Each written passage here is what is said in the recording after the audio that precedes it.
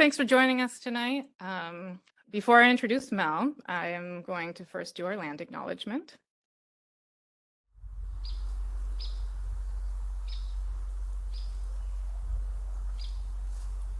Stanford sits on the ancestral lands of the Muwekma Ohlone tribe. This land was and continues to be of great importance to the Ohlone people. Consistent with our values of community and inclusion, We have a responsibility to acknowledge, honor, and make visible the university's relationship to Native peoples.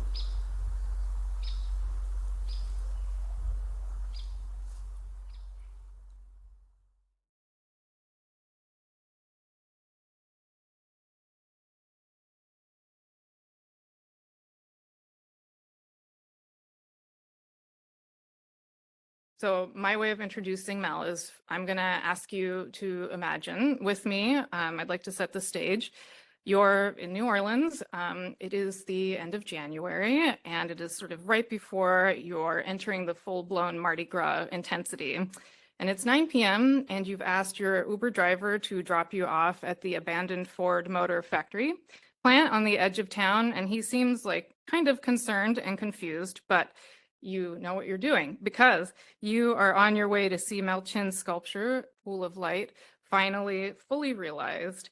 So Mel's contribution to the 6th edition of Prospect New Orleans couldn't be finished for most of the duration of the triennial because of the impact of Hurricane Helene in North Carolina, which is where Mel lives. So this was a really momentous occasion.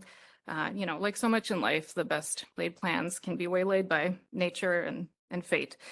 So among a small group of Mel Chin fans from around the country, you pour yourself a frozen daiquiri from a bag, which Mel Chin has brought, into a styrofoam cup, which you can see that he is holding there, and take in this amazing glowing work made from hundreds of vintage office chairs, a monument to the women who worked in the administrative office pools of the 1950s and 1960s. So Prospect co-curator Miranda Lash, the brilliant Miranda Lash, offers a poignant toast to Mel. And then somehow we have all erupted into exuberantly chanting Mel Chin, Mel Chin, Mel Chin at the top of our lungs, because that is the kind of admiration and enthusiasm that Mel inspires. Mel's work is sort of enchantingly diverse and unclassifiable. As a conceptual artist, Mel has figured out how to harness the power of hyper-accumulating plants to remove heavy metals from soil. He has also subversively inserted artwork about critical social issues into the set of the 1990s TV show Melrose Place, and worked with Kurdish weavers to make sky carpets to protect us when the ozone eventually disappears. Unsurprisingly, among Mel's many accolades, he is a MacArthur Genius Fellow as of 2019. But my favorite thing about Mel is how palpably soulful I feel he is. You can't make this kind of work without fundamentally caring about the human condition. Mel is coming to us tonight from San Antonio, Texas, where he is currently an artist in residence at ArtPace, a legendary artist residency program who has hosted many friends of ours, incredible artists, including Kara Walker, Dohosa, and Shazia Sikander, whose show we mounted last year.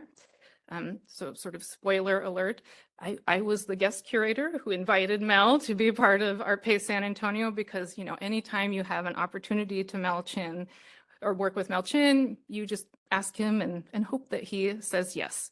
And so thank you for saying yes, Mel. And I think that Mel is going to be talking a little bit about some of the things that he's working on during his artist residency tonight.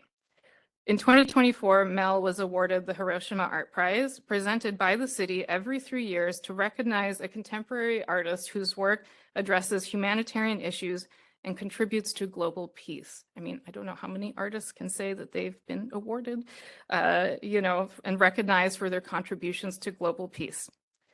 Finally, I am personally very, very excited that Mel, it was just announced he will be participating in this year's Bangkok Art Biennale. So I can't wait to see Mel's work in my hometown come this December. So I could continue to gush about how Mel has fundamentally reshaped and shaped the trajectory of American conceptual art of the 20th and 21st centuries, but I'm not going to hold this up any longer. So following Mel's talk, he is going to be in conversation with an old Texas friend, our John and Jill Friedenrich director, Veronica Roberts. And so we're all very much looking forward to that conversation afterwards. So the last thing that I'm going to say is that in my household, when we're especially excited about something, when we're really enthusiastic about what's about to go down, we chant, Mel Chin, Mel Chin, Mel Chin, Mel Chin, Mel Chin, Mel Chin, Mel Chin, Mel Chin. Let's wait till the end. You know, let's talk about the end. A trace that will not fade. What the hell? These lines by a singer, folk artist, Townes Van Zandt. I knew him in Nashville, Tennessee. And that title comes from these lines. I mean, the second verse, and only a trace, my friend. What do you leave behind? Only a trace, my friend. Spirit, motion born, and direction grown. A trace that will not fade in frozen skies. Your journey will be. So anyway, just a nod to Townes. And let's talk about traces. So look. I'm going to have my tombstone carved in advance. It's going to be a rock. I'll carve it. I'm going to throw it on the ground and just let it be. I don't plan to be, I don't believe in anything else after that, so they can find it. And it'll say, I knew this would happen. But while I'm doing my research on tombstones, I found that Bucky Fuller has his tombstone that says, call me Trim Tab. Now, what is all that about? So that trace of his personality leads me to understanding why he would want to say that. And that he says because it's essential for the navigation of a plane to land, no matter how big the 737 or this B-52 Stratoforce bomber. You need that little tiny trim tab. So now, honestly, I was doing research on how I could sleep less. And Fuller had invented this concept called polyphasic sleep, where you could sleep just 1 hour a day and then spend more time working, which I don't mind doing that. I do mind, but sometimes that's what you need to do. But to honor him, I decided to do this Bucky Fuller lounge thing for his 1 hour. And it would have to come from a bomber because of his stance against nuclear war. And I felt that that would be a way of honoring people. So we make blueprints about our thoughts. Here's another dude. Now I'm bringing it all back home from 96. Oh, was it? Wow, do the math. That's one thing I'm bad at. That's 20, 30.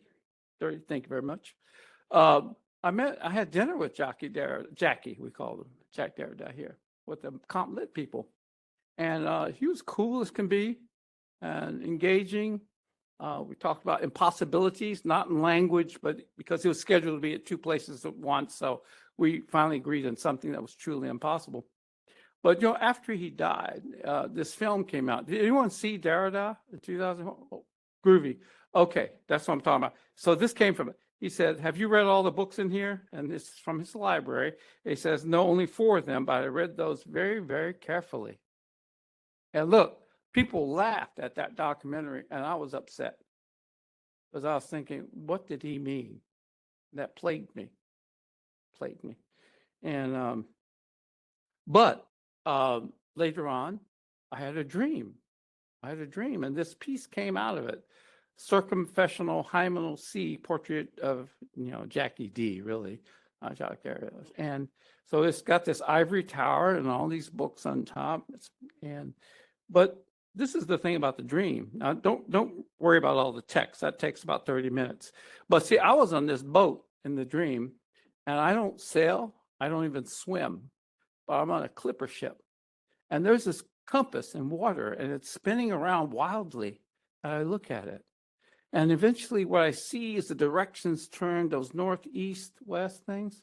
they turn into the tops of books, and the pages start bleeding out like hair and into a roiling ocean of ideas. I wake up, I said, now I understand. It's always four, because it's always four in motion. That's always impossible. And it's these counter thoughts of one philosophical construction to another in motion. So you wake up to do the piece, right? And so there's a closer view of it.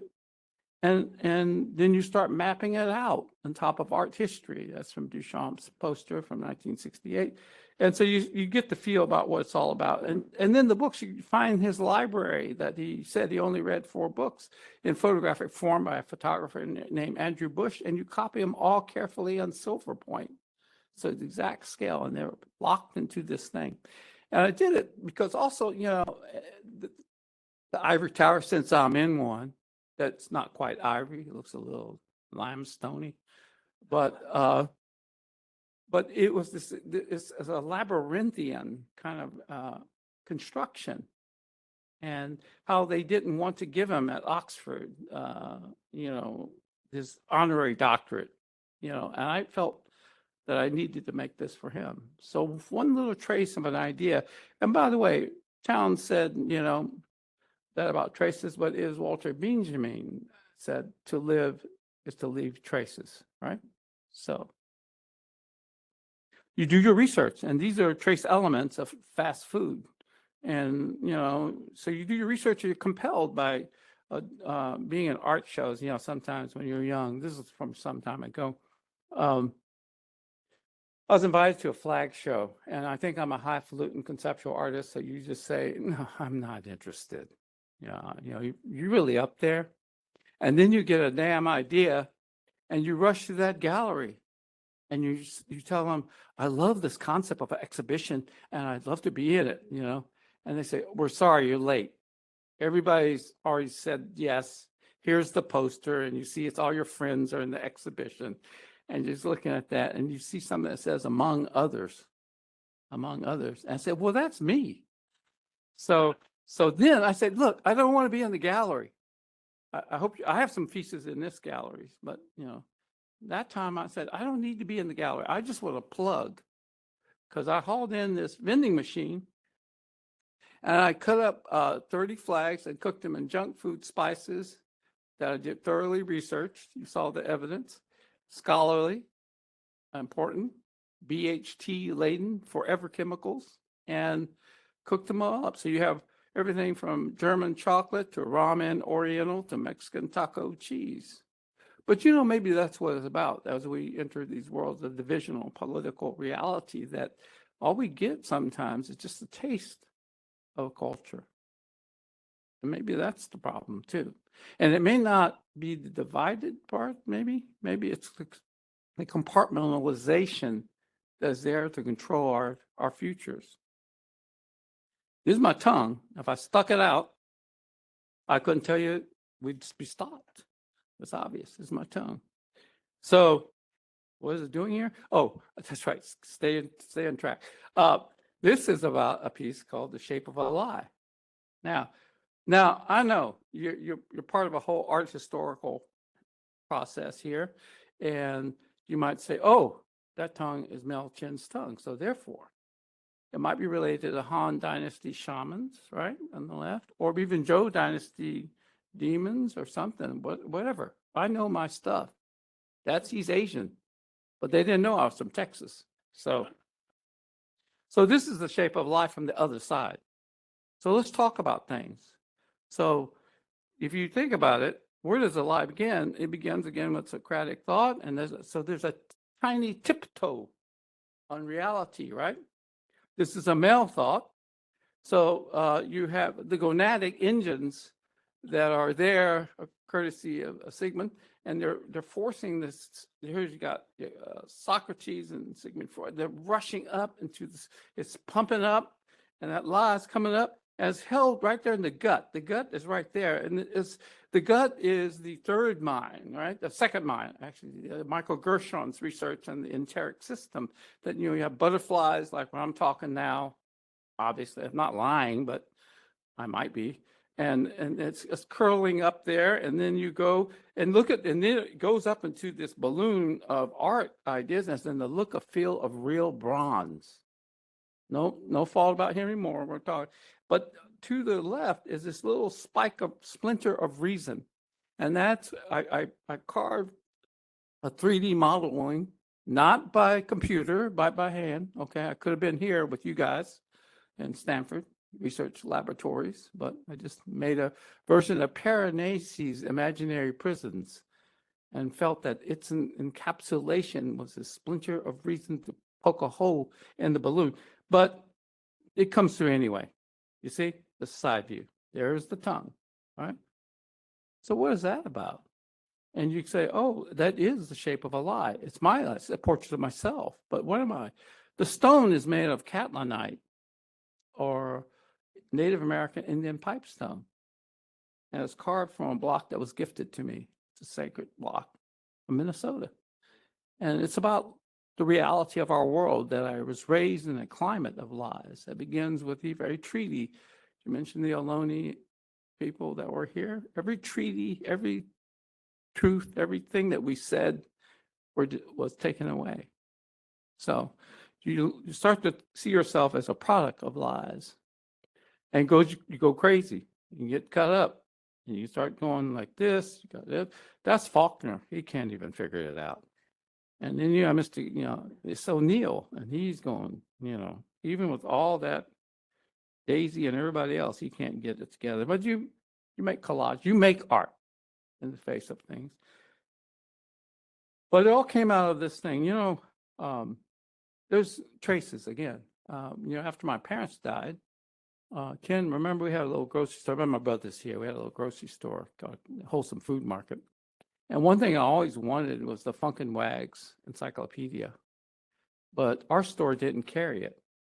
But somehow or another, I found one copy in the drawer after they had passed. I said, dang, that's what I always wanted. And I started to cut out all the images from this standard encyclopedia.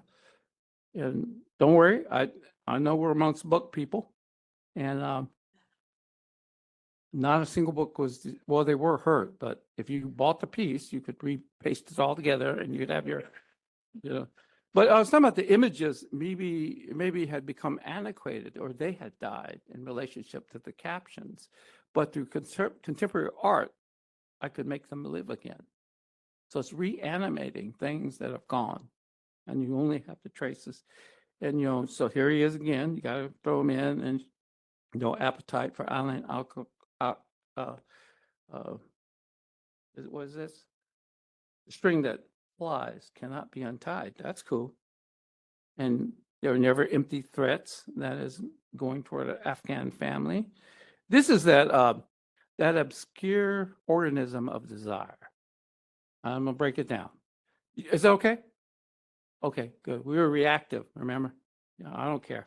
So on the left is this ocean-like creature made with sponge forms and everything, and wigs of men found in the books, or the hair pieces of men. On the right is people like me with losing their hair and all their bald heads. This is these guys sniffing each other out. Don't ask. But it becomes the Funk and Wag from A to Z. It's a remounting of an encyclopedic journey to convey. So art becomes a way of conveying your emotions, your humor, your psychology, but also reanimating things that have gone or have been lost. Oh, well, I didn't make this film. This is from the 1960s. It's Mondo Kani. You ever see this film? Oh, okay. See, I caught word that there was female nudity in it. I think I was 10. And I kind of got my father to take us to the drive-in to watch it. And it was, but you know something? There was nudity, but it was with this guy, the famous Yves Klein. This film, when it premiered at Cannes Film Festival, it caused him to have a rattle attack. He had a heart attack. It led to his death because he thought the film was going to be about him and his amazing artistry and beliefs, and it was an exploitation film. And so film caused his death. But I didn't remember him or any of these scenes, any of this. I remember this, the cargo cult. This is what I remember. And I just got everything else. And I started thinking about this group they were meant to be ridiculed in the film. Like, look at these people doing these fake planes and things. But that's not what I felt. I felt something different. And it led and inspired me. And in this island, Vanuatu Island, it is a place of the cargo cult. But what do you make after you get inspired? I didn't make a plane. I made this thing. This is the daisy cutter bomb. I translated every component like that into bamboo and became our strange flower of democracy. It's a full-scale replica of this bomb that was responsible for eradicating jungles in Vietnam, but later they say, but I think it contributed to the 2.5 million deaths in Vietnam. And then, because finally when they redeployed them during the Afghan and Iraqi wars, it was reclassified as an anti-personnel weapon. No longer jungle clearing in the mountain and desert ranges of Afghanistan, right? So this is what I had to make. And why would I make that? And you have this kind of notion. Why is it called our strange flower of democracy? You have the flowerets are based on the hemlock that was given to Socrates for corrupting the youth, right? I walked into this temple of learning and I saw those columns. So y'all know that stuff, right? How he was trying to corrupt the Athenian youth and rebel against that democracy. So, but it brings about a trace of some rumor about a psyops flyer can make this happen.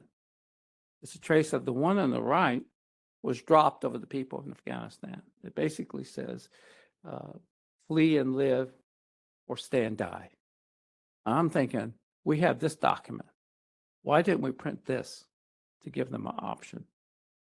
And that's why our flower is so strange. Because the people in those islands, those cargo cults, they were making those effigies not to bring back the American planes that would occasionally stop there and offload cargoes in World War II. They made those effigies to bring their own planes back.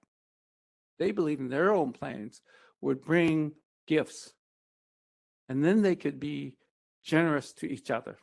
Because the highest level of generosity in this tiny island is to give. And so, this is a critique. And you have this 2,000-pound bomb. And, when things were happening, when in Gaza, sometimes you just can't. I just mentioned to Gordon, I'm not inspired to do any of this kind of stuff. You're compelled. You just can't stand it. If you want to live with yourself, go ahead. You have to. And therefore, the traces I'll leave are parts and testaments to what you have to do. You have to make statements just so you can live with yourself and be brave enough. It's not braver, forget it. I have great luxury to be an artist, to be amongst you, and to do whatever I want. And so this is important to always keep in my mind, And this is for Muhammad Hani al-Zahar. He was 5 months old when I heard about him. I did this, and it's the exact scale of the 2,000-pound bomb made of dirt from my studio, which was a birthing hospital. I dug out the dirt from there to make this piece because I said, this is for him, for a tiny child that was killed because of the concussive effects of a 2,000-pound weapon that we dropped. I always do these pieces in terms of my complicity as an American. I think this is another story. So this is Vincent Chin and his bride-to-be, Miss Wong. And he was at a bachelor party when he met the guy on the right, Ronald Evans. They had an altercation. Evans thought was just drunk. They're at some stripper club at some bachelor party. and they had a fight. Later, Evans tracks him down with some help of other people to McDonald's, where he basically beats Vincent Chin to death, I guess, to unconsciousness, right? Took him 4 days to die. Vincent Chin's last words that he could utter was, "It's not fair." I mean, what is not fair? Maybe life. His trace was, "It's not fair." And so I made a piece about it. You know, they accused them. There are auto workers in Detroit that accused them being Japanese, just these fabrications again. And so this piece is the setting sun fan for Vincent Chin and all victims of racial violence. And the calligraphy is done by my father, Mr. Benny, and the baseball bat is sliced open and has the Japanese rising sun, right? Done in my blood, because it's a relationship to that. But it's also a piece that can transform. You could fold it up and you're part of this national pastime or whatever, and then you could open it up and make a statement. But you can fold it up, be part of a pastime, and be a weapon of violence. So it's a complicated piece by being rigorous about the relationship you have to history. I think that's important. So it's really important that the piece be here for sure. This is a long little 2-minute or 1-minute video. We won't have to watch all this, but it's from Art 21. It's about this project, Revival Field. You see. At ours, you also get involved with the museum shows, and I was at my first museum show, the very first one in 1989, at the Hirshhorn. It's one of those institutions that you say, when you walk in as a child, after I watch Mondo Kani, you go into a museum and say, well, this is not for me. This is for other people that are artists. But eventually you show there, so by luck. But I'm going to tell you the truth. After this big opening, I quote, busted, disgusted, can't be trusted. Is that Leon Spinks, I think? And here I am. And I'm in the elevator questioning what I am. I said, well, what do you love doing? Mel, come on. You know what you love doing. You love doing research and investigating and building things with your hands and making stuff and expressing your political opinion or be a witness to tragedy. And then the other mind said, stop. By the time I landed, walked out of that elevator at Hirshhorn, I quit. I went home to New York, went to the little studio and didn't pick up a brush or a hammer or anything. I just roamed the streets and stopped. And I went to the libraries, at the New York Public Library, and I found this thing on the left. It was by a hippie. It's our hippie magazine. It came out of this Bay Area. Come on, let's give it the whole earth. Stuart Brand, give it up. Y'all know y'all did that. We can't be talking bad about everybody. And so I found this issue, and it had a commentary by Terence McKenna, psilocybin ethnobotanist expert. I met Terence later, and he was wrong about this one. It's okay. We're talking about just getting high. So Terence had isolated the possibility of plants being able to transform toxic soil. And sometimes you read something and you want to believe, but something else compels you, and that's responsibility. Once you think about doing a public piece, it's beyond yourself. And when you think beyond yourself, you understand that, wow, if this plant that he's saying does this, but that plant is toxic to people and cattle, Jimson weed, what does that mean? So you go to the rigor of investigations to demand to know. And I looked, I didn't make art. I just borrowed money to pay the phone bill to call people. Back that time, we didn't have the internet, just to call people and write to people. I finally found a dude, a scientist, senior agronomist at USDA named Dr. Rufus Cheney, who had postulated possibility of hyperaccumulated in 83, but had shelved all his research because of no interest at from the administration at the time. I think it was Bush and at the time, senior. And I said, what I had to tell him is that we could do it. We could do it as conceptual artwork. I had to convince him.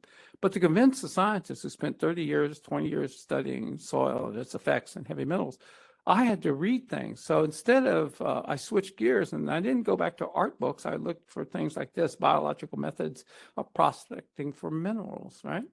By Robert Richard Brooks. So we could begin to have a language, a dialectic to find out. And then this was written. And if you read the whole thing, which is not here, purposely so, there's terms like invisible aesthetic and all these things that you will find. And you make plans and you say, okay, because the idea was to create a replicated field test in order to prove the science, right? But then politics comes in and the chair of the NEA, look at that. This is from science. Y'all know science here? Dang, I'm in science. Oh, it's not a good article. You're a loser, Mel. NEA dumps in science art, right? So everything was legit. The chair decided to cancel me or remove his support because it would show strength against other artists that were causing him trouble. Karen Finley was one, Tim Miller, the NEA 4 at the time. I knew Karen when this happened. Karen says, get yourself a fax. It's going to be tough. So we could correspond and be quiet. But this also emboldened hundreds of scientists that were working on this, that saying, wait a minute, this is not false. This is something we've been working on. What is this artist doing this for, right? So the replicated field test, there's a long story, but I convinced the chair to change his mind.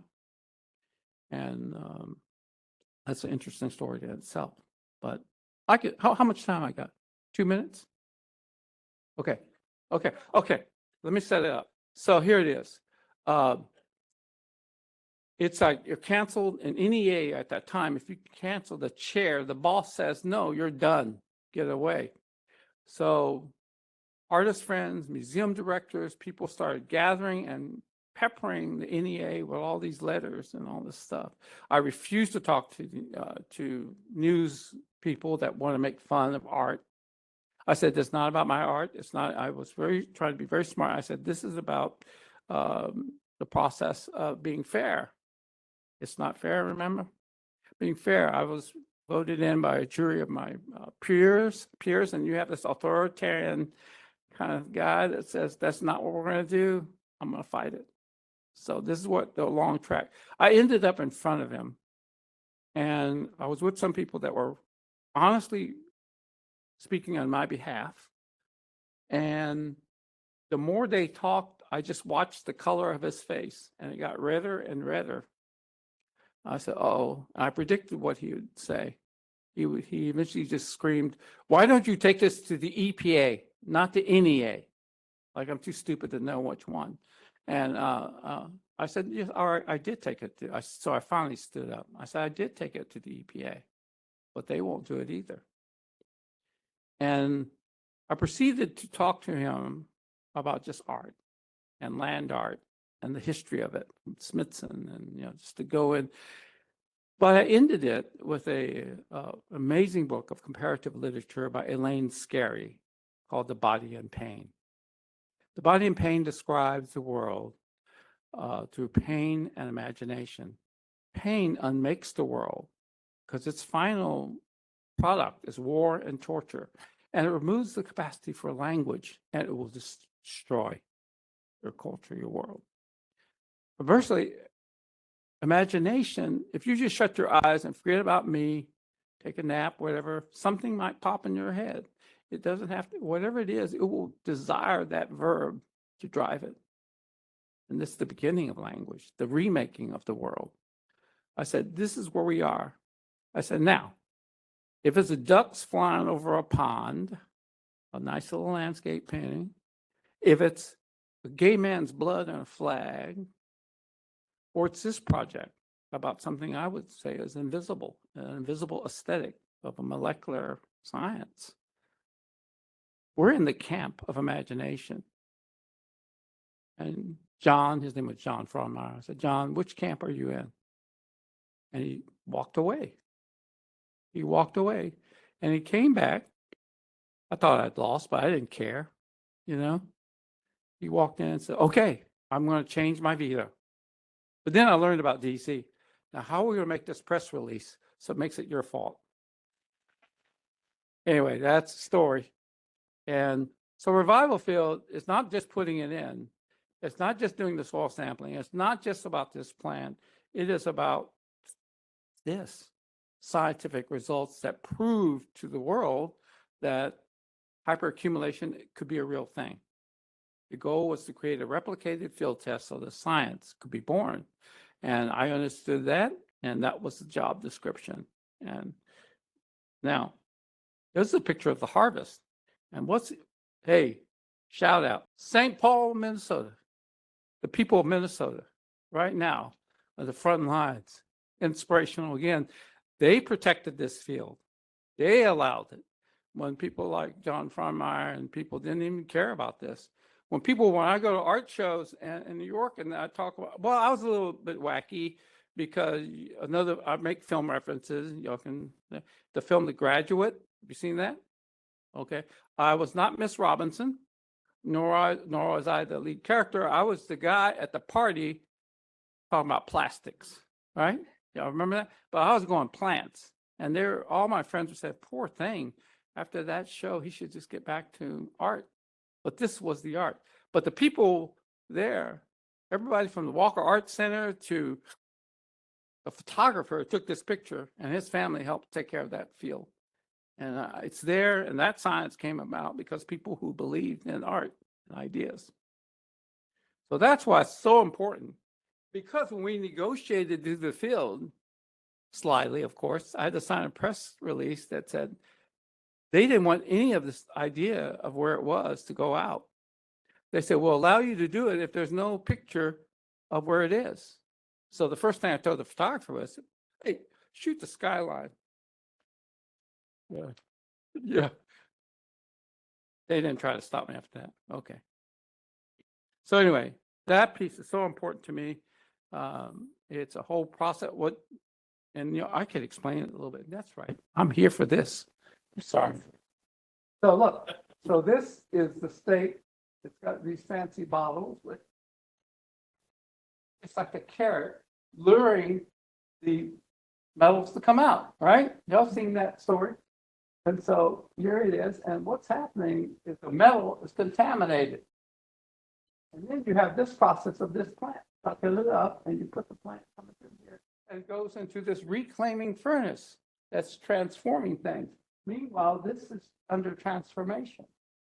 And if this process goes, and you have this ingot at the end, then you have this whole process of this renewed ecology. And that's the idea, that you sculpt, that the plants are one part of it, human action is one part of it, and that's what the dealio is, okay? These are about chandeliers, because Lisa showed the piece in New Orleans. And, that comes with the cathedral, so capital, you got those things.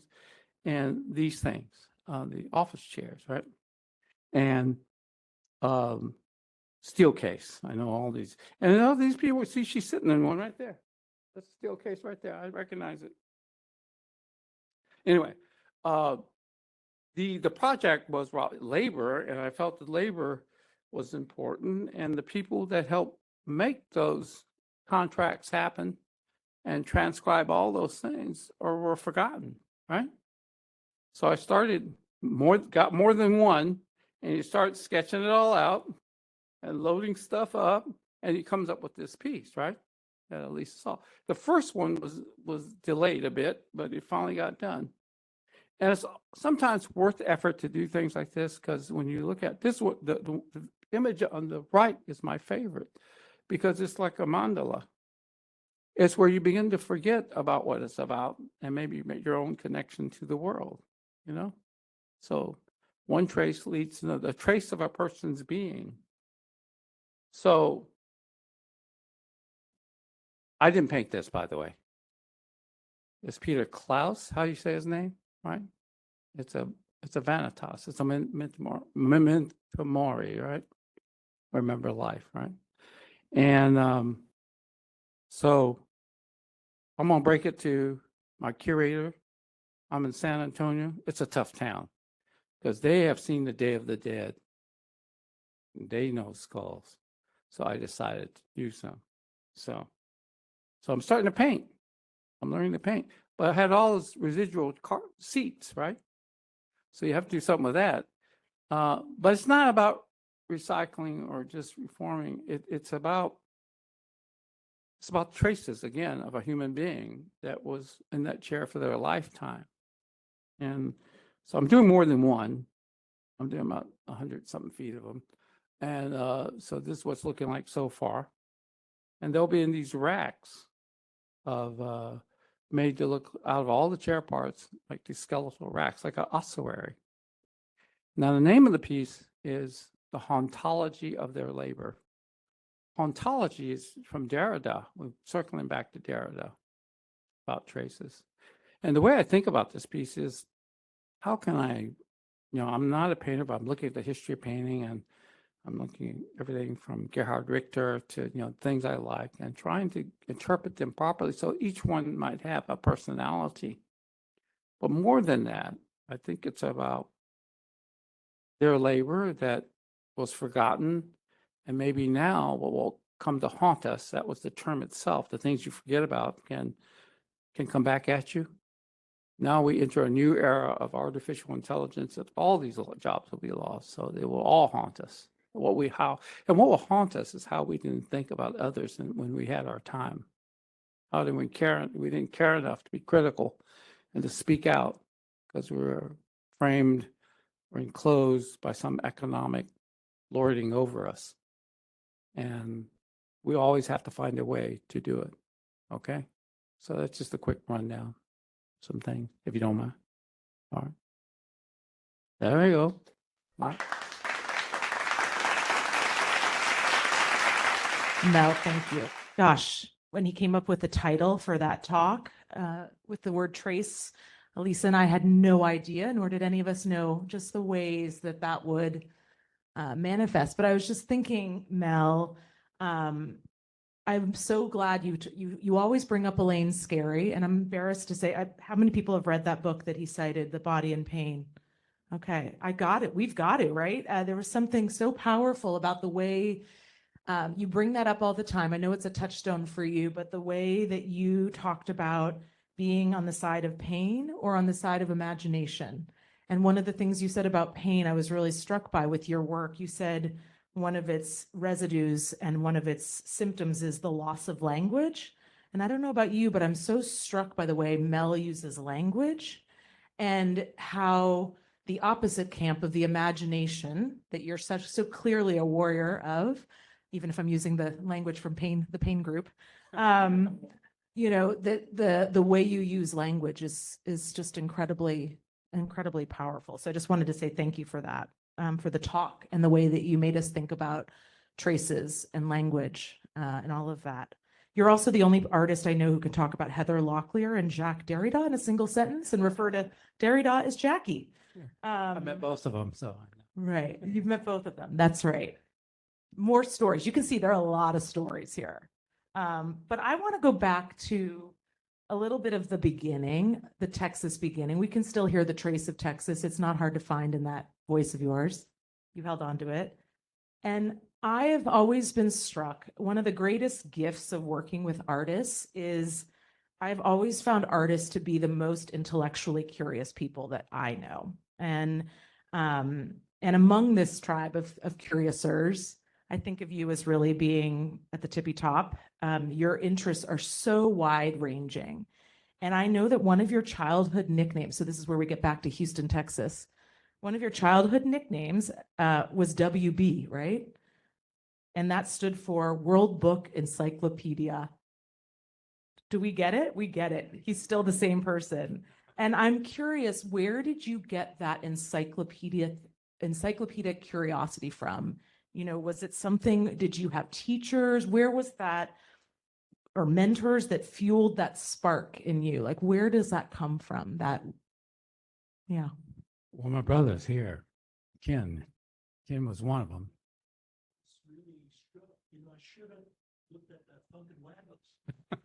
I know. Don't apologize now. It's okay. Not like you. No, no.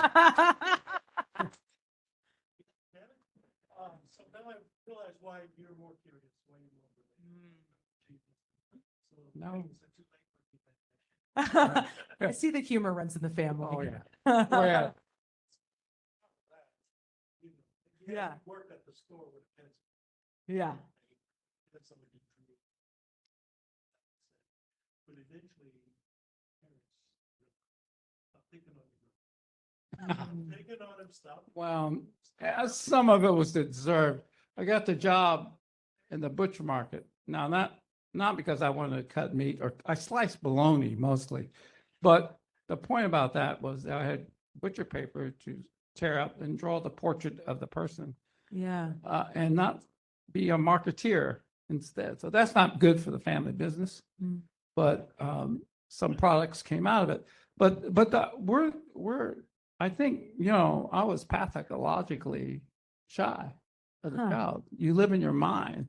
Yeah. And if you don't have a lot of social interaction, Texas can also be a hostile climate, very hostile at the time. I think is it desegregation? It was you're in a school amongst Chicanos, which is cool, but you're not a member. You're never a member of any tribe. And I think we're isolated.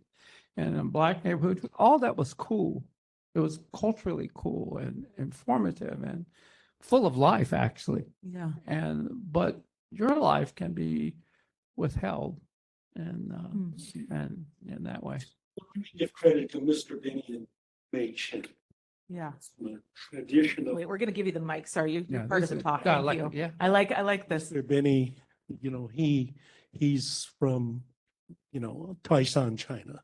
Mhm. And my mother is from also the city, and she's city slicker. But for a Chinese family, it was the idea of you got to excel, or you got to, study. Yeah. But to the credit of my father and mother, they did not mind the fact that he was going down this path of art. In fact, they kind of encouraged it. I myself went into philosophy. I said, Dad, I'm going to just learn knowledge for knowledge's sake. He said, do it. I said, are you serious? He helped me on my way to master's, So I think we have to give credit to my father and mother. Absolutely. The idea was it's the immigrant pressure, the pressure on an immigrant is to excel and go to Stanford and be an engineer, doctor, or lawyer. I obviously didn't make it here. But the point would be to raise up, because it's really difficult to hear your parents. I think they would be in their 30s at that time saying, our dreams are done. Now you're here and we'll work for you to excel. But instead of saying you had to be that, there was another idea in my father's mind, was citizenship, or being a good human being, to express generosity, very much like the Islanders. This is a higher order of your relationship. And it speaks to just the enlightened point of view that helped us do our thing. But we did have that pressure on us. Actually try to be a good person in your lifetime. I think that was And at my father's funeral, remember Albert Lemons? oh yeah, that's a hell of a Albert story. Lemons came up and gave tribute to my father. You gave me my first job. And, he had meaning and interaction with us. And so to this day, he said I was a little bit too harsh. No, don't worry about it. But let me fill in the but- story. What tell happened? the No, story, no, tell the okay, story. now here we go. You didn't think this is not a setup. This is my brother. Don't worry. This is his real brother too, just Yeah, so you want. yeah, yeah, Real yeah. brother. He was not brought in, not actor. So we're all giving our testimony to family, and then this guy in a zoot suit, resplendent black dude, comes up and pushes my little brother off the stage. He said, hello, and he pushes him off, and we're looking at this guy, and he starts saying, I don't know what you're calling him, Mr. Chin. That's Mr. Benny. You see, he's very flamboyant. He said, I'm Robert Lemons. I run on the cable news. I have my evangelical channel. You can tune it in. And he was just going on about himself a little bit first to clarify his position. And so we're all sitting there. And he says, now, that's right. Mr. Benny gave me my first job when I was 11. And meanwhile, Ken, we're all thinking, we remember Albert. He was the laziest one of all. He wouldn't do anything. But he clarified that the thing about it was that Mr. Benny, Miss May, gave my family food and credit and never once knocked at our door and asked us, pay up. He said, so I'm here because of Mr. Benny and his generosity. And we're like, wow, and so he kind of just proclaimed, he says, I met because of my ministry, I've met governors and people of high stature, but here lies a great man. And he's extremely flamboyant, dude. You can watch him yourself in Houston, Child 39. And he runs off the stage. And what was funny is that my father had helped many people, and some were immigrant families from Vietnam, boat people. I remember hearing in the background this muttering in Chinese. What was he saying? What was he saying? Because you didn't understand what he was saying, but it was pretty good. It clarified a great mystery. Where did all the money go? So the gifts to the neighborhood. But anyway, yeah. That's beautiful. And I think what you said about your father caring about what kind of thinking about citizenship, thinking about what kind of person you are, as opposed to just what job you hold. I think we're missing that a lot in this current moment that we're in. So, so shout out to Mr. Binney and your mom.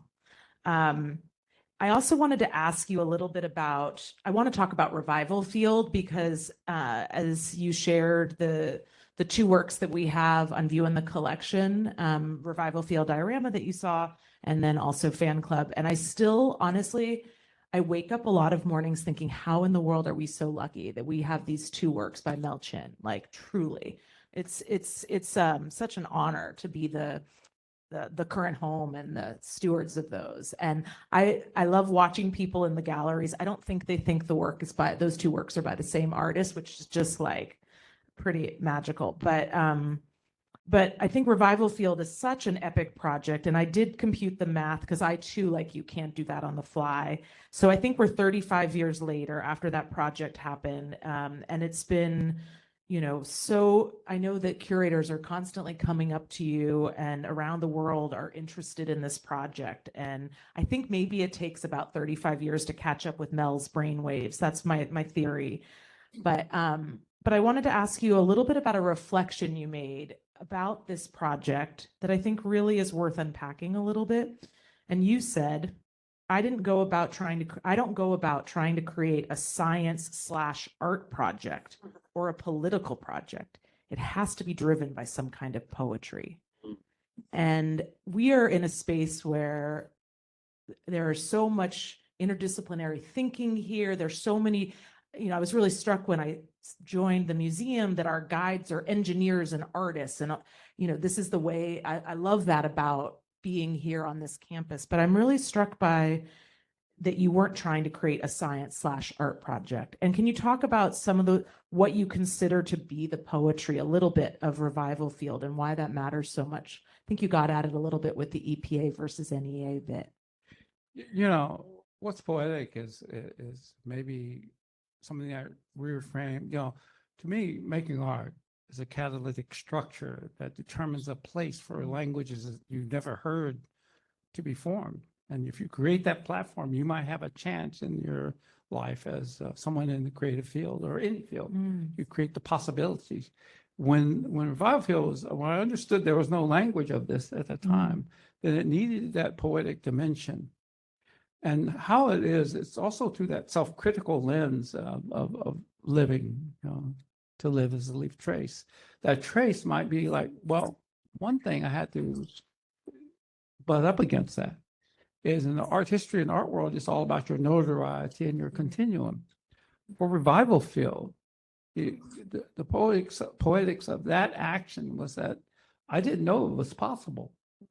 And I had to think that I have to just create the climate or an idea like this to be born maybe after I'm dead, to give life is the poetry of that. And so I look at that and I see things like that as a frame of beauty. It's not traditional understanding of it.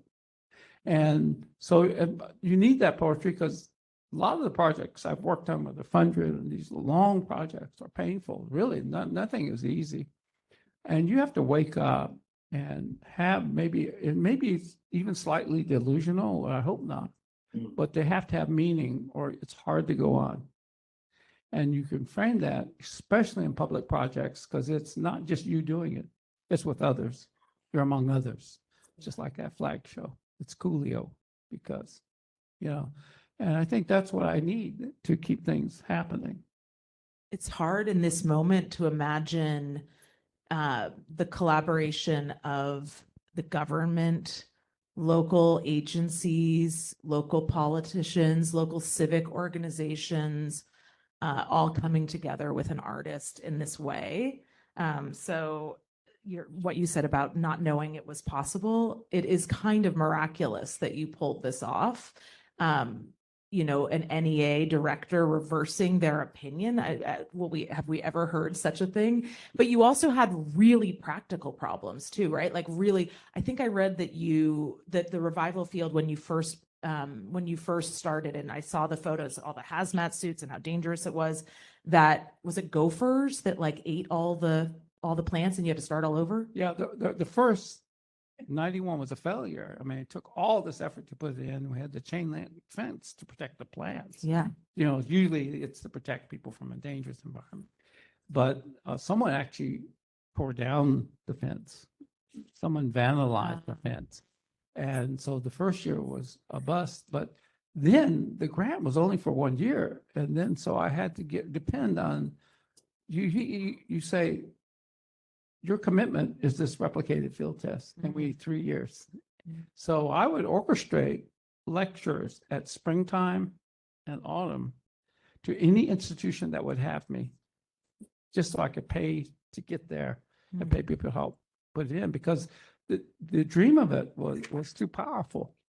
And my commitment to Dr. Cheney to send the data to the laboratory to prove it was like I was driven by these other forces. Yeah. And so the failures, they would happen, and you just get up and you say, okay, it's planting time. And you have to work a deal. So there's also the art of negotiation. Yes. Everything seemed to have to be negotiated. Even that Melrose Place project, the easiest negotiation in the world was to say, we're not going to charge you any money. If you go to primetime television and take no money, something is wrong with you. But you get in, right? So you have to work the angles the way you got to work it, because what's better is the outcome. Yeah. So, so it's like the poetry is not, you can't buy it. So you might as well create the condition for it to exist. Mm-hmm. And have you been back to Pigs, what is it called? Pig's Feet?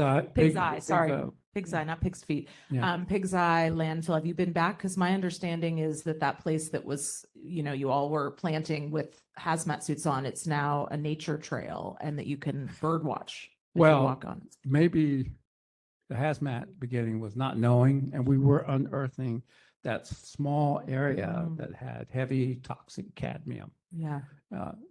It had zinc and cadmium, and zinc's good for our bodies, but terrible for plants. Cadmium will cause extensive kidney failure, and so it is not nice, not a good thing. But we realized that the concentrations, we eventually were gearing up to be presentable in that climate. But eventually what happens is the grass grows over it. It's usually a monoculture and makes it, protects it somewhat. So I went back, the Pig's Eye, and it is a nature preserve because only a small portion had the ash. It's 300 acres, and there was only like 30 acres that may have the questionable ash. So it is, and maybe the coveralls and masks they look more dramatic, maybe. So you're an artist, you got to do something. Yeah. I mean, especially if you're dealing with invisible aesthetics, you gotta, Yeah. that was probably a Yeah. tough one to Yeah. sell on the, Yeah, for the as cosplay, NEA. Yeah. as Yeah. as worker. But Yeah. one of the things that I think is beautifully illuminated in the diorama that you walked us through that's really important is the way that once you've incinerated the plants that you were testing, the 5 different species, that the ash actually forms a pure ingot that then can be sold to fund the process. Exactly. That's back to the reality of Yeah. economics in contemporary American, well, any culture, you got to pay for it, right? And we understand it would not have been possible. See, there's alignment with the invention of reclaiming furnaces in Germany at the time. So it's biomass reclaiming, an idea that the plant itself is the fuel instead of fossil fuels, or that the plant could actually be the fuel to cause it to get into the ash. That is better than high grade ore. Now, hyperaccumulators are no joke because the ash could be 20% heavy metal, which ore could be 17%. So you talk about cooking rocks with extreme temperatures or just ashing plants and resulting in some revenue or whatever for the product. So see, that to me, I'm not good at economics, but that's a poetic economic sense to me. I mean, that's, I think I would beg to differ with that one. You may not be good at adding. That's a different story. But I will move on from Revival Field for a second, but I am curious, you're showing that project has a life beyond you at this point. So you have this scientific advisor, Rufus Cheney, but then he goes on to do more of it's replicated. Are they still happening now? Like, what sort of, catch us up on it's been 35 years. Where are we now with this? Because it seems like the economic implications too could be that we would reduce our dependency, that we can, I'm curious, where are we at this moment with the Revival Field? It was not cure-all for every site. Yeah. In a lot of contaminated sites, you have cocktail mixes of dangerous chemicals, and you can't do it everywhere. But heavy metal toxins do exist, and they exist in many different forms. Also during that period, there were some people that tried to patent plants and get what they call, there's certain grants that you work with the government, and all these politics and things. I basically gave it away. I said, this is yours for the scientists. And there was actually 3 or 4 Revival Field, and that happened in Palmerton, Pennsylvania, Stuttgart, Germany. I would just help get it made so the science can continue. So you have a generation of postdocs that are experts in the field of this. So it lives in that way. Now, I told you a story earlier about that, how I found out it's still working. Yeah. It's like, so this is the deal. I get called by this filmmaker from Berlin and London, and she says, I want to talk about poetry and pragmatism. I said, oh, yeah, I know about that, or try. My films are that. I said, good. And so we visit her, and I said, well, now how did you find me? She said, well, I was making another film in Albania, and there are people doing mining with plants. They are burning alyssum, a type of a hyperaccumulator that can collect vast quantities of nickel, which can be very bad. And so they're doing it and actually mining the plant with for the nickel, right? And she says, and they said, well, let us show you our patron saint. So they took her to the office, and there's a picture of me in Albania. I have not seen that picture. It is not authorized. I don't know that many Albanians. The only ones I knew were involved with hacking. And so what is this? So I can't wait to go to Albania and scope up stuff. So it's living, and it's a viable mining possibilities now. It's amazing. So it lives. And many of the scientists that are working in different areas in Washington State, that again got their postdoc of Revival Field. So there are different ones. There was number 1, number 2, number 3. Yeah. And, because Yeah, I'm struck by you called yourself a highfalutin conceptual artist earlier, which I agree with, but I am really struck. Elisa described, I thought really beautifully, your work is palpably soulful. And usually highfalutin conceptual artists are over here, and then the palpably soulful tribe is over here. And I think we need more of the combination. So just putting that out there to any artists in the room. But I think there's a material power to your work, and even looking at the diorama, there's a beauty to the construction of it. There's a magic to, you feel you re-enter being a kid going to the Natural History Museum. So he's literally got dirt and toxic metal in his artwork and your own blood.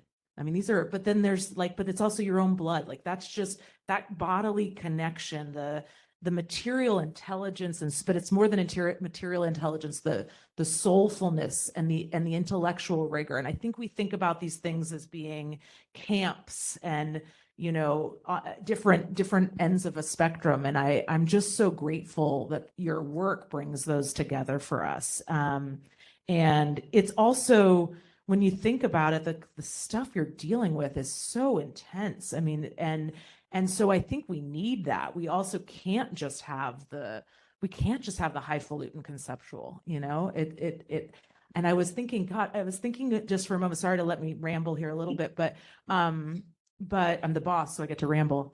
But no, I was thinking about, there's also a certain magic to the connections between works that even as a curator, you don't intend, that you don't always, sometimes you set them up and sometimes they just happen. And Elisa and I were noticing all the circles. There's, the circle of the Japan flag with your blood and the circle of the soil. And then I started thinking, as you were talking about Fan Club, which is such an important work. And I realized we have Ruth Asawa's ashes in the building in your blood. It's like, what kind of Asian American art initiative are we doing here, Lisa? But, you got it. But you're evading, it's like, I don't even know how to you really are evading classification in your work, and you're sneaking in materials, and there's some subterfuge going on at all times here, I think. But that wasn't much of a question. Sorry, I said it was. No, I'll play off one thing. Another thing, living in the Fifth Ward of Houston, Cashmere Gardens, we had the radio on to the station KCOH, and Mr. Skipper Lee. And Mr. Skipper Lee would sign off about him and his father and mother saying goodbye, goodbye. He said, "Steal away, Skipper Lee, steal away, and carry a mountain of soul to Houston."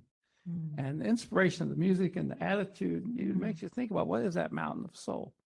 The other thing is when you go up and down, it's your own assessment. And I believe that we become delusional in the fields we're in. We think, there are moments maybe you just want to be a highfalutin conceptual artist, but you're not. Because the moments that you really connect with yourself as an artist, when you realize how linked you are. And it can be traumatic when you understand you're linked sometimes with the cruelty in the world. Because once you separate yourself from others by being more than or even less than, then you're not capable of doing the work you do. Because we live in a world where back to Mr. Socrates or Nietzsche, y'all, I'm a little intimidated. I'm at Stanford where y'all study this stuff.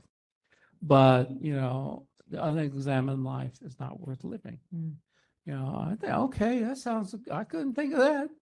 But then you see, in a world that's constantly being mediated by all the tools we have, that you don't have the grounds to examine yourself. And if anything, it gets dismantled, that possibility. And therefore, it behooves us to create the tools. And that's where the art can come in. Create the tools to examine yourself. And maybe that might be worthy, and you could share that. So the spectrum can go many different ways. And I truly believe in that, because my path is totally, not intentionally, because I just don't know any better now, but it's evolutionary and purposely mutative. You put yourself in hard situations, in order to make sense of things, or have other people make sense of it for you, because it's that relationship with others, among others. Well, I think that's beautiful. And I don't think there are any other family members in this room, but we are all extended family in the Mel Chin view of the world. So I really want to open it up to questions from all of you, because I know that was a pretty mind-blowing, expanding presentation. So if we can pass you some mics, if you would like a mic, and if you don't speak loudly or you forget to turn it on, I'll just repeat your question. So.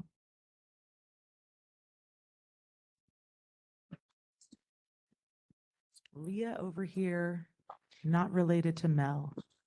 Thank you. I'd really like to know what things you're working on now. Yeah. If I tell you, I have to kill myself. No, I'm working. The Hiroshima Prize is so great. I mean, it caught me at a time when I needed it, that affirmation. It's a very rare prize. It's not about the funding, all that. It's just like, wow, I'm in a league of a place that endured and survived and rebuilt itself.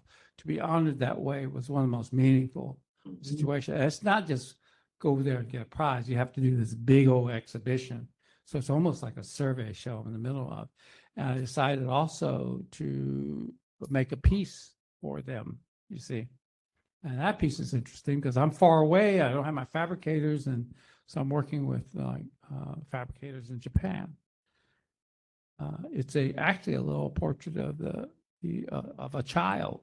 It's a realistic sculpture of a child, of a young 6-year-old Keiji Nakazawa.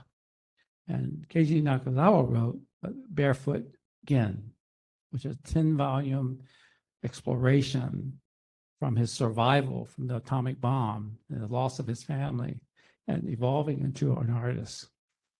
And I felt that I needed to make him inviting people to join him. It's called The Invitation. He's standing on a big old drum. Well, you'll see it eventually, but so I'm just making a thing for that. I got to think of something real fast for Bangkok. And I'm looking at a bunch of demons that are in my head. And I think we're going to bring them out. And of course, the paintings for the show, I mean, they're not done, but the hauntology piece, I'm hoping it's not about the individuals, it's about a situation of relationships. That's what I think it's all about. And so if you can think some of the, and man, that's a task because this city knows Day of the Dead. They know, so don't mess around with their motifs, right? So I have to perform in that. I took that as a challenge, but to really work at it so that it could emanate that. I think it's important to try to put so much in a work that it has its own life beyond yourself. And it's not about your identity or anything, that it can resonate enough to deserve inspection or curiosity. So. And as we wait for the next person to raise their hand, I just was reminded, Mel shared with us today that there's a work in the San Jose Public Library, but it's not attributed to him. There's no plaque or sort of label telling you, and it was not just made by you, right? Right. I was with a team of, again, I do collaborations, and this piece it's all embedded. There's no labeling that's necessary, so you just got to find it. And there are pieces all over the Martin Luther King Library. It was so important to do that project because it's the first university public library. And so the pieces are there. You have to discover them. Like, I'll give you a couple of examples, right? So you got Louis. You go into the elevator, all stainless steel modern, and then you look down and there's a little door about this big that looks like an elevator door that's decorated. And Louis is after Louis Sullivan, who did the elevator. The architect, yeah. And then Lewis Carroll, the other Lewis. And so the rabbit hole. So you go there and you can take your elevator to that floor where you can find Alice in Wonderland, maybe. Or you look in the world of, in the economic area, you could look up in the ceiling and there's this great vine is erupting out of the ceiling, or you have, this is different things, or a speaker grill up there that says the library will be closing in 20 minutes. It is instead pounded hand fashioned out of the grill, the inner ear of Beethoven. Okay, so it's like these different things that are cause a relationship that you could find within the library. So there's other cool pieces, but you could.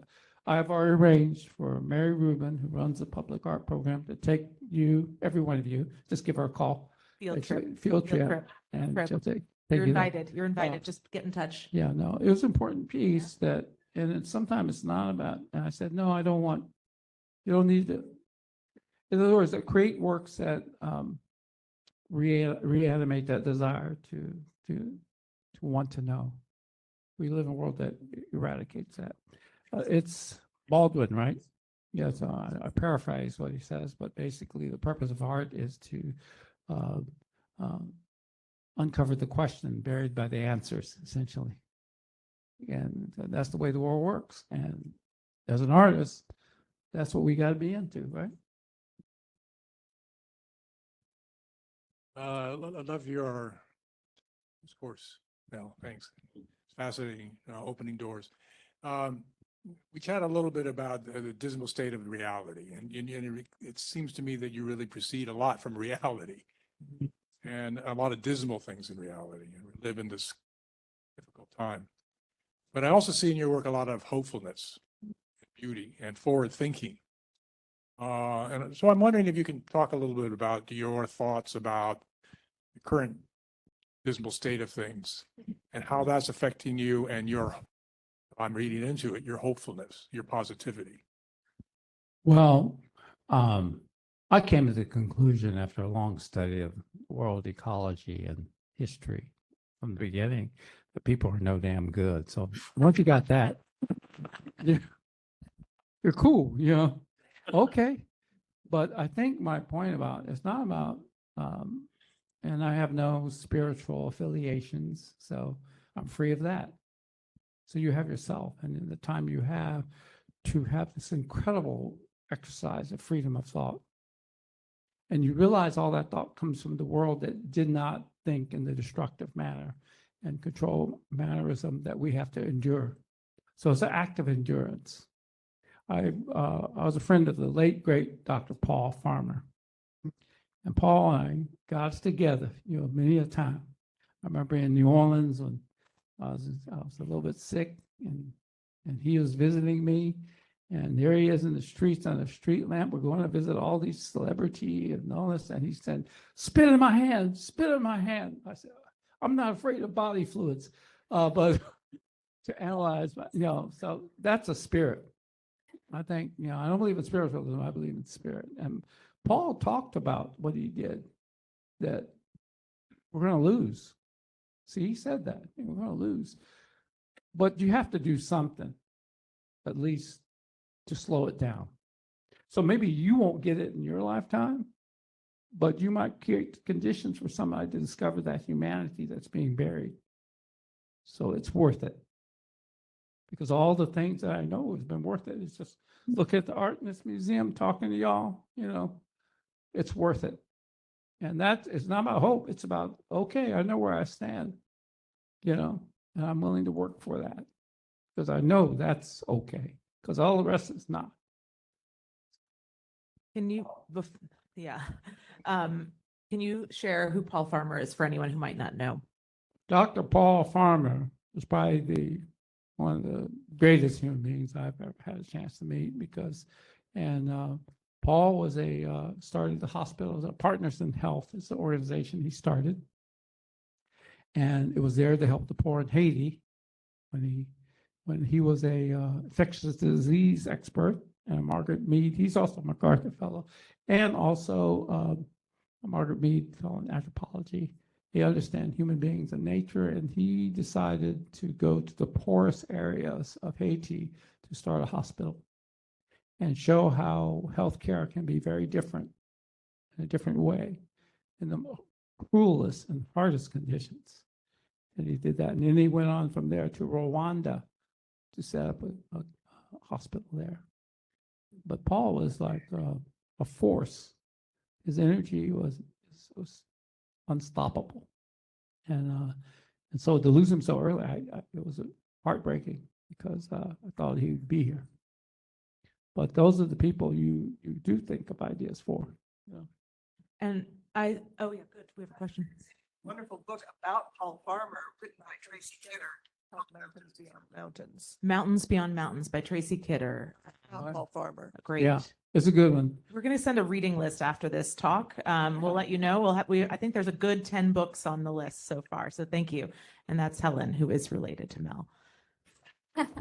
Just going back to the hidden art or collaborative one to discover in San Jose, you mentioned something, it's to do with Martin Luther King Library. Sorry, do you mind to elaborate on that?